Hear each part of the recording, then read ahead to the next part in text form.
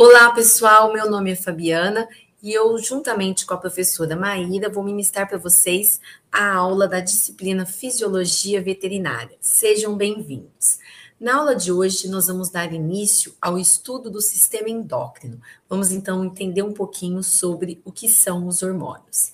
Então, a nossa aula de hoje, nós vamos falar um pouquinho sobre os princípios da organização, da classificação e da ação hormonal. Vamos dar início, então? Vou compartilhar aqui com vocês a tela, tá? E conforme vocês forem assistindo e for surgindo algumas dúvidas, eu vou estar abrindo caixinhas de pergunta depois para que a gente possa esclarecer as dúvidas, tá bom?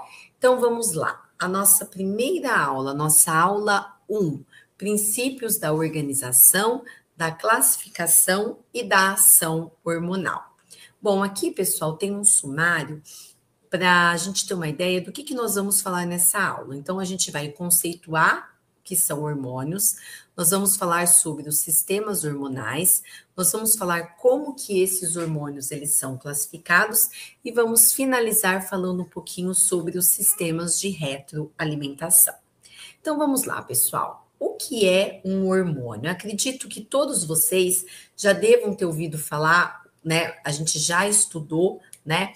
Mas sempre quando aparece essa palavra hormônios, né, que a gente precisa definir o que é hormônios, a gente acaba se perdendo. Bom, nós vamos começar a partir de agora o estudo do sistema endócrino. O que é o sistema endócrino? O sistema endócrino, ele tem a função de garantir o fluxo de informações entre as diferentes células do nosso organismo. E com isso ele possibilita uma interação funcional do nosso corpo como um todo. Então a gente poderia resumir a função do sistema endócrino em 3 grupos. Então o sistema endócrino é importante para garantir a reprodução, para promover o crescimento e desenvolvimento e também garantir a homeostasia, né? Garantir o equilíbrio, né, do nosso corpo. E tudo isso como que o sistema endócrino faz? Através da ação de hormônios. Então, lanço a pergunta para vocês. O que são hormônios? Eu coloquei aqui para vocês, pessoal, 2 definições. Uma definição mais clássica e uma definição mais atual. Por quê? Na definição mais clássica, eu acredito que deva ser a definição que vocês aprenderam no ensino médio, é que os hormônios são substâncias químicas produzidas por tecidos especializados e secretados na corrente sanguínea. E uma vez que eles são secretados na corrente sanguínea, esses hormônios são conduzidos até o que a gente vai chamar de tecido-alvo. No entanto, pessoal, com o avanço, né, quando você vê o avanço dos estudos, a gente consegue perceber que essa definição ela tá um pouquinho ultrapassada, porque ela deixa de englobar um monte de outras descobertas que foram feitas ao longo dos anos. Vou pontuar algumas aqui para vocês. Por exemplo, a gente sabe, né, que quando a gente fala um tecido especializado, hoje a gente sabe que existem diferentes tipos de tecidos que podem produzir, não necessariamente especializados, que podem produzir hormônios. Temos também outros exemplos. Vocês já devem ter ouvido falar também dos feromônios, né? Então, que são os chamados, o que a gente dá nome dos ectormônios, né? Que são aqueles hormônios que podem atravessar o ar, que podem atravessar a água, né? E não atinge a corrente sanguínea, né? A gente ainda pode destacar, por exemplo, alguns hormônios que são produzidos e modulam a própria função da célula que o produziu. Então, devido a esses avanços, né, a gente precisa ter uma modificação na definição de hormônio. Então, aqui a gente tem uma definição atual, né, que seria uma substância não nutriente capaz de conduzir determinada informação entre uma ou mais células, tá? E aqui eu coloquei novos conceitos porque é interessante, mesmo com essa definição atual, né, a gente ainda deixa de englobar algumas outras características importantes, para vocês terem uma ideia de tão amplo que é isso, né? Então, por isso que eu coloquei aqui novos conceitos, né? Será que mais para frente vai ter que repensar essa definição atual? Com certeza acredito que sim. Então, por enquanto, a gente vai utilizar como definição que hormônios são substâncias não nutrientes capazes de conduzir determinada informação. Então, os hormônios, né, de maneira bem simples, eles funcionam como mensageiros químicos, né? E quando eles levam a mensagem, né, eles acabam fazendo com que o sistema endócrino desempenhe essas 3 funções que eu havia comentado com vocês. Tudo bem? Bom, então, de forma geral, qual é a principal característica e função do hormônio? Sua principal característica, então, é induzir uma resposta celular, ou seja, alterar uma função da célula. E aí, pessoal, nós precisamos pensar como que ocorre a ação endócrina, né? Como que ocorre a ação hormonal.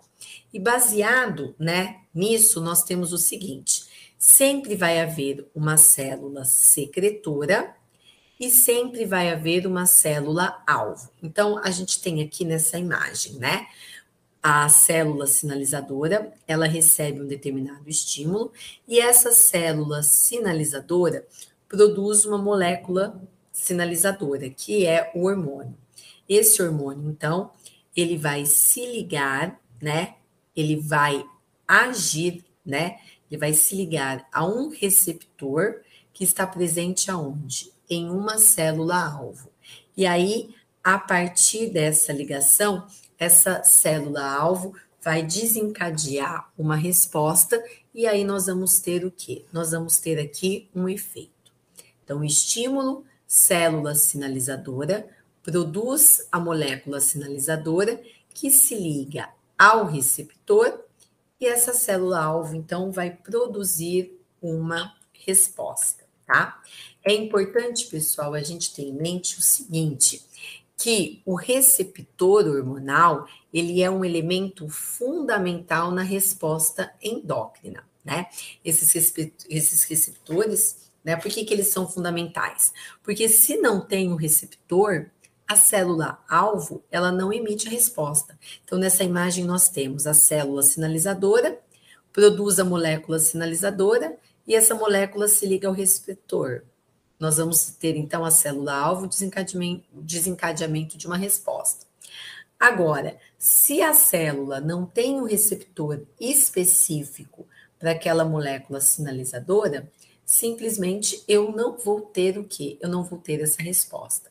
Então, por isso que a ligação do hormônio com o seu receptor, ele é específico. Por isso, então, que o receptor, ele é fundamental para o funcionamento do nosso sistema endócrino.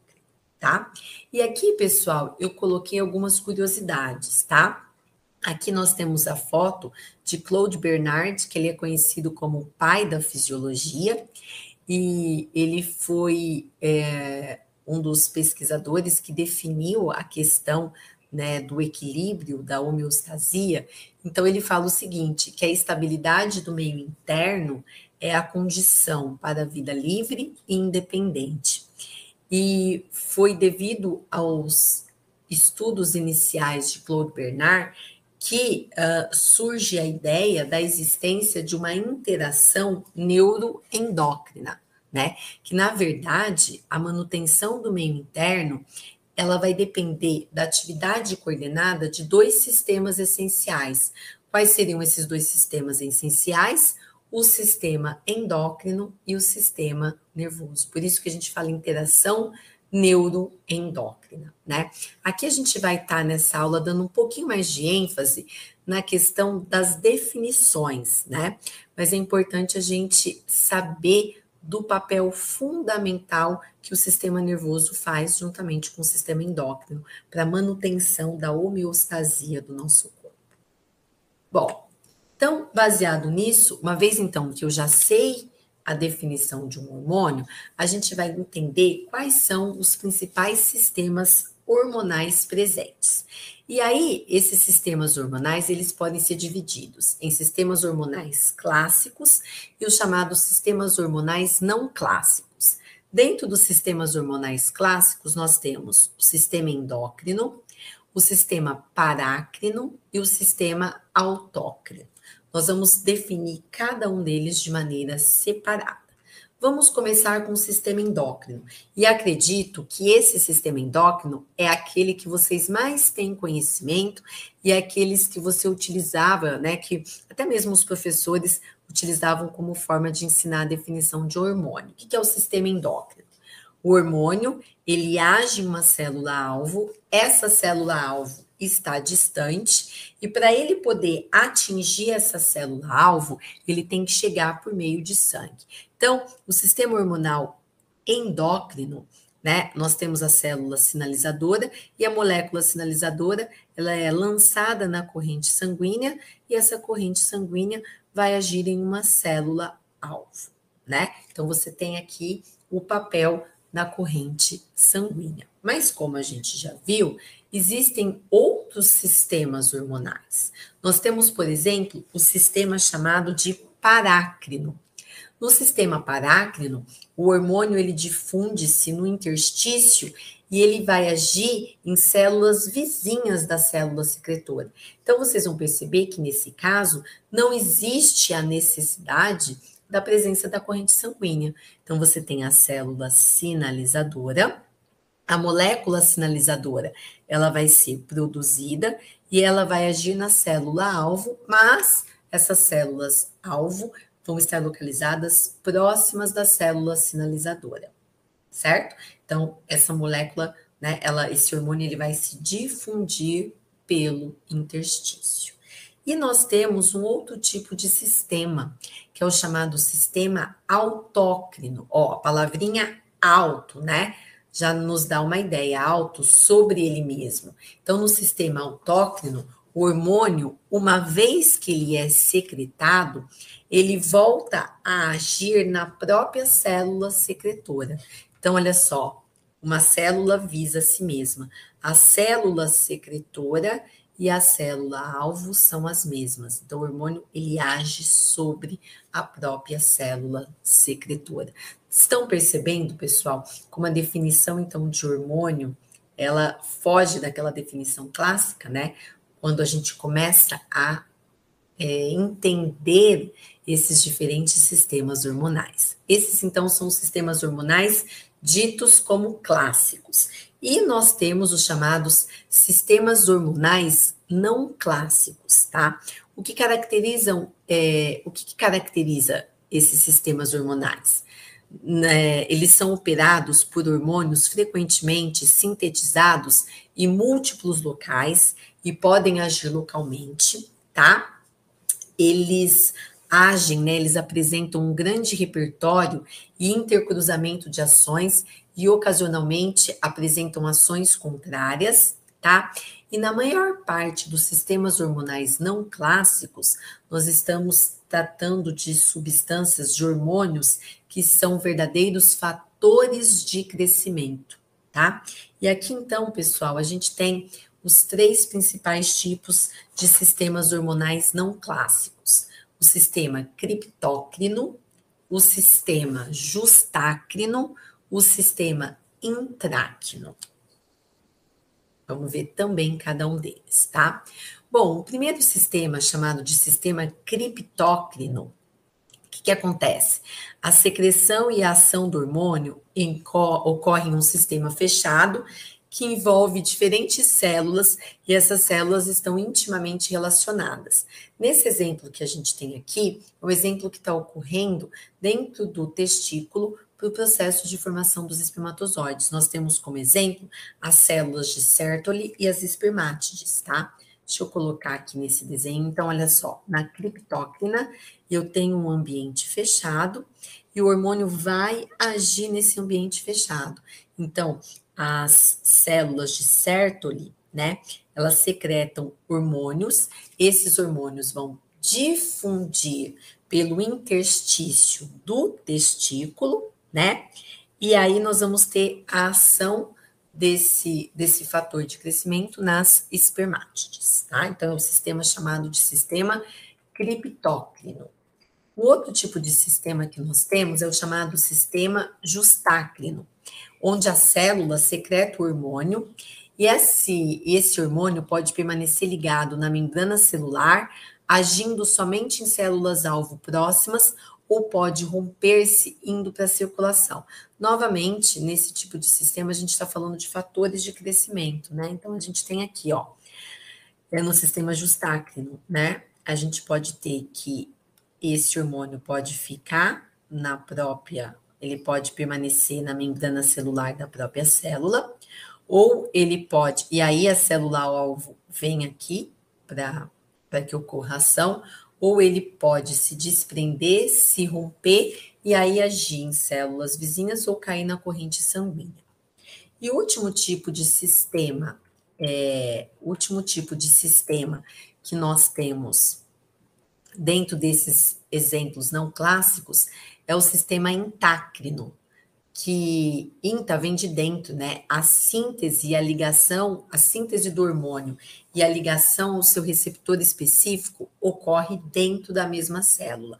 Um exemplo é a síntese de T3, a partir do seu precursor T4 dentro da célula-alvo, onde vai agir sem ao menos sair da célula, né?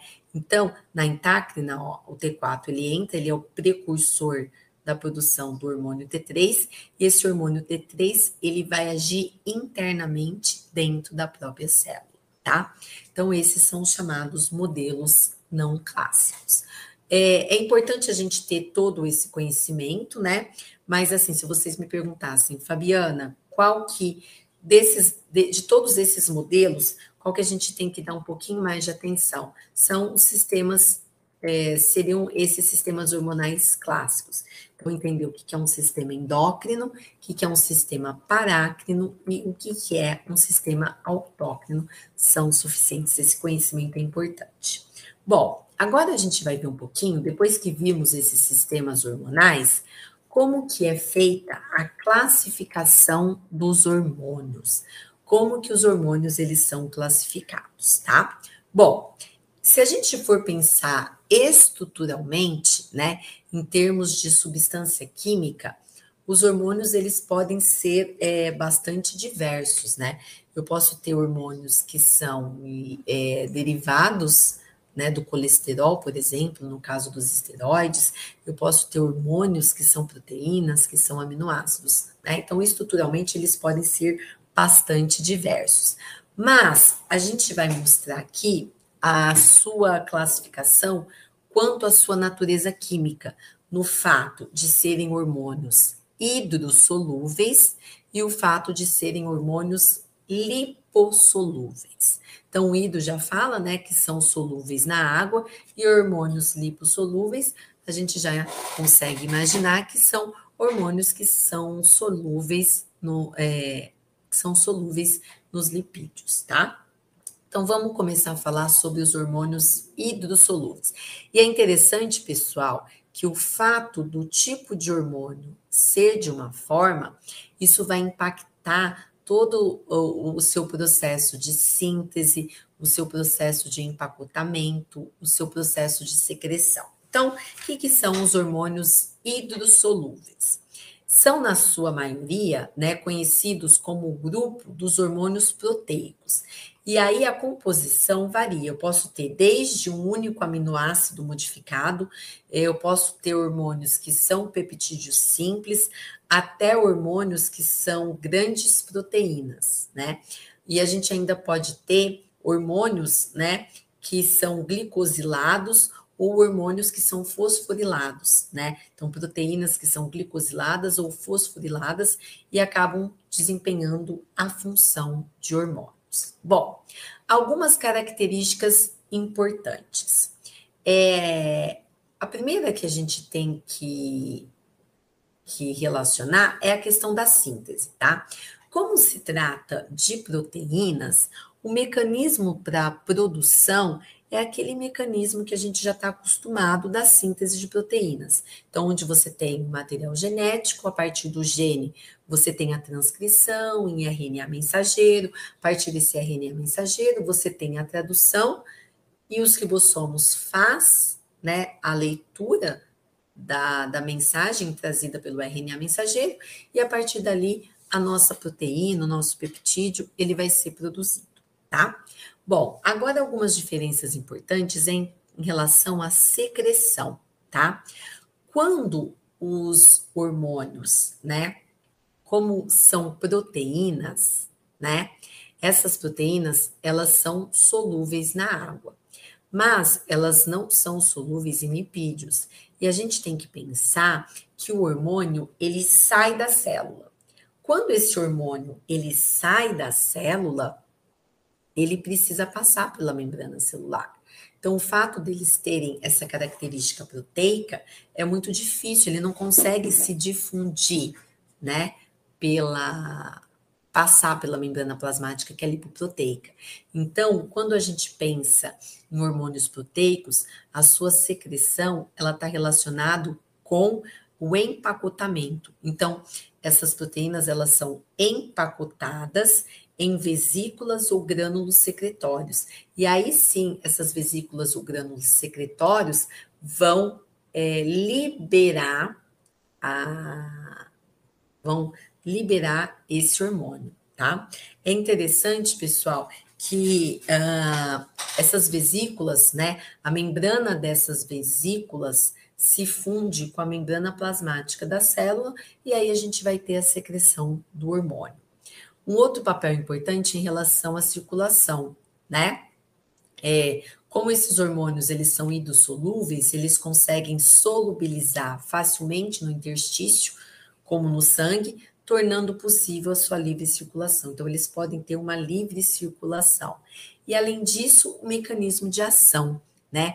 É característica desses tipos de hormônios apresentarem um receptor localizado na na membrana plasmática da célula-alvo, como local de reconhecimento. Então, aqui, pessoal, nós temos um exemplo, né? Então, um hormônio hidrossolúvel, ele consegue se difundir livremente pelo interstício quando ele encontra o seu receptor específico, que está localizado na membrana celular, né, na membrana plasmática da célula-alvo. Esse receptor se liga e aí vai ser desencadeado várias respostas, né? A gente vai ter ali a transdução dessa informação, várias respostas vão ser desencadeadas para que a célula-alvo emita uma resposta. Na aula de hoje, a gente não vai definir esses mecanismos internos, tá? A gente está apenas caracterizando essas principais ações. Agora, quando a gente compara, então, esses hormônios hidrossolúveis com hormônios lipossolúveis, a gente já começa a pensar em algumas modificações. Primeiro, os hormônios lipossolúveis, eles têm uma característica básica, que é ter uma molécula precursora lipídica, e essa molécula precursora lipídica, ela tem um caráter lipofílico. E esse caráter lipofílico se preserva na formativa do hormônio.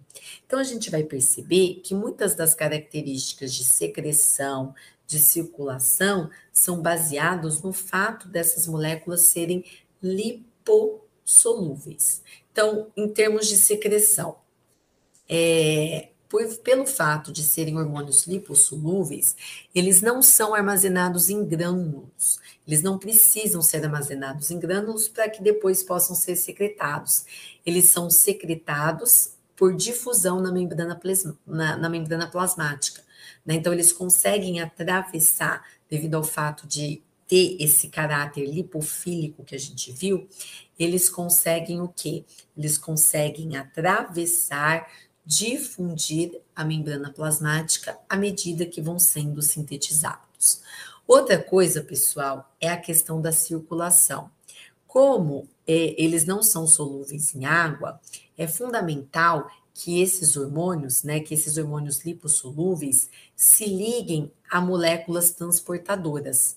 Então, é fundamental a ligação dos hormônios lipossolúveis a proteínas que englobam a molécula lipídica e lhe confere, né, quando essas proteínas carreadoras, essas proteínas transportadoras englobam essa molécula lipídica, elas acabam conferindo uma certa hidrossolubilidade, permitindo, então, dessa forma, a mobilização desses hormônios. E ainda nós temos, né, o próprio mecanismo de ação, que é o seguinte, a ação desses hormônios desses hormônios lipossolúveis, eles são desencadeados a partir da sua ligação a receptores intracelulares, cujo complexo hormônio-receptor termina por se ligar em locais específicos da região promotora dos genes alvos, agindo como fatores transcricionais da expressão gênica. Então, é muito interessante esse fator, né? O receptor, ele não vai estar na membrana plasmática da célula-alvo, e sim, ele vai estar o quê? Ele vai ser um receptor interno.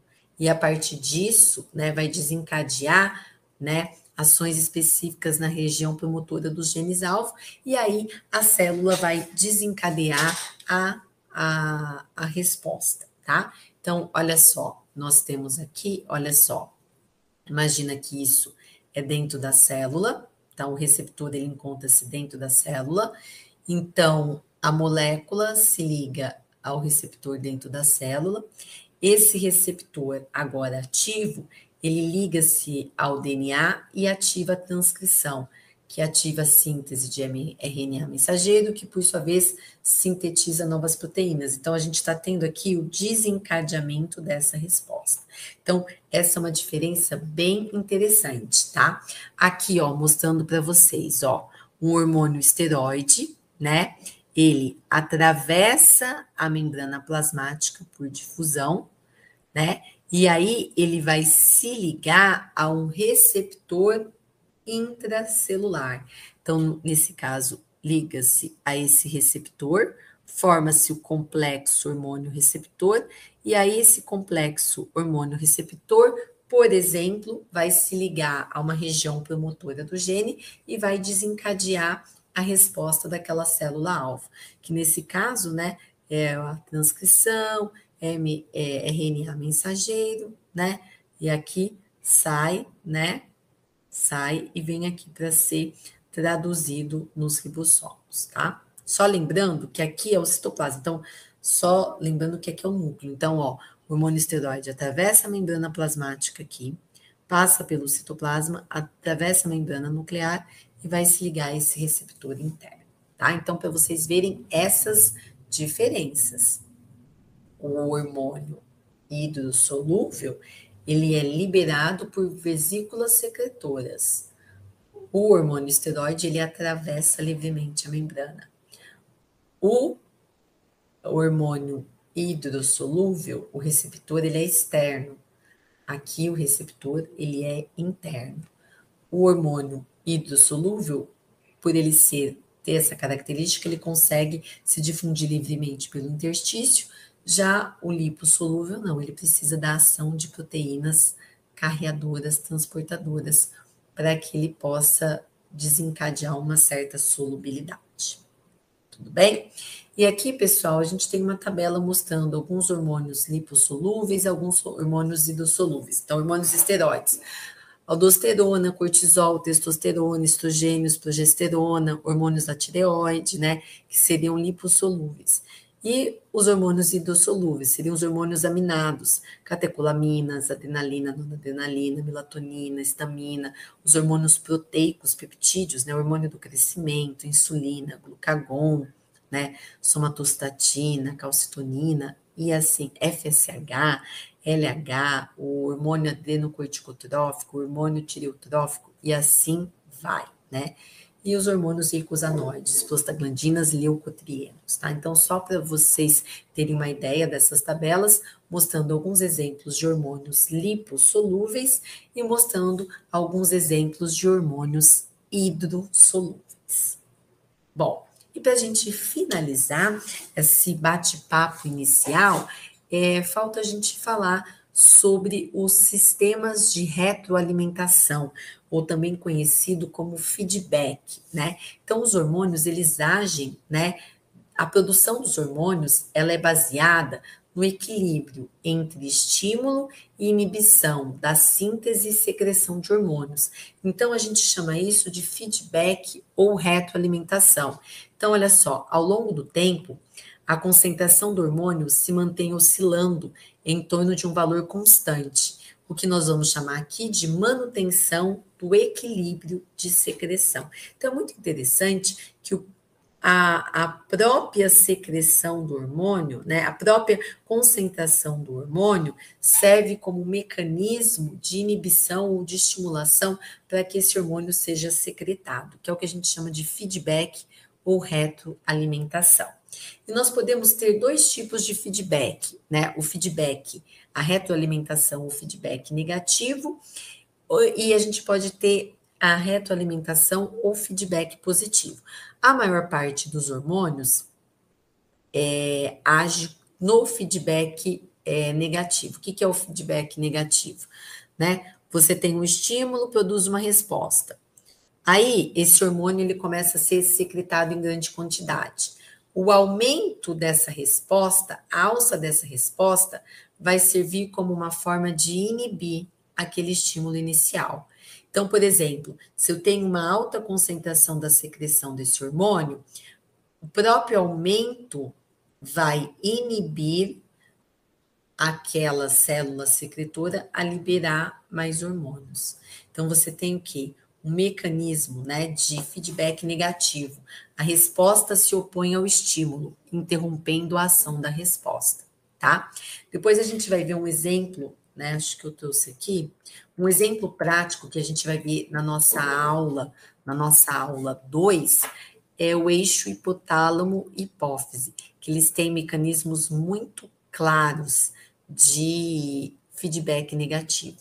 E o feedback positivo, a resposta, ela reforça o estímulo, tá? Então, você tem um estímulo inicial, uma resposta, produz esse estímulo, ele vai funcionar, olha, como um fator de estímulo a mais, né? Então, é um ciclo de retroalimentação positiva. Aqui você tem a inibição da resposta, aqui a gente tem, o reforço dessa resposta. Vou pegar um exemplo simples que a gente vai falar, mas só para vocês perceberem. Então, a gente tem lá a hipófise, que produz, por exemplo, o FSH. O FSH, por sua vez, estimula o ovário a produzir, por exemplo, a progesterona. Quando a progesterona está em alta concentração, esse estímulo vai inibir a hipófise. E a hipófise, então, deixa de produzir FSH, que por sua vez deixa de estimular o ovário. Então, vocês percebem que eu vou ter o tempo todo nesse controle de ação de feedback dos hormônios, de um lado, aumentando a resposta, de outro lado, diminuindo. Então, quando um lado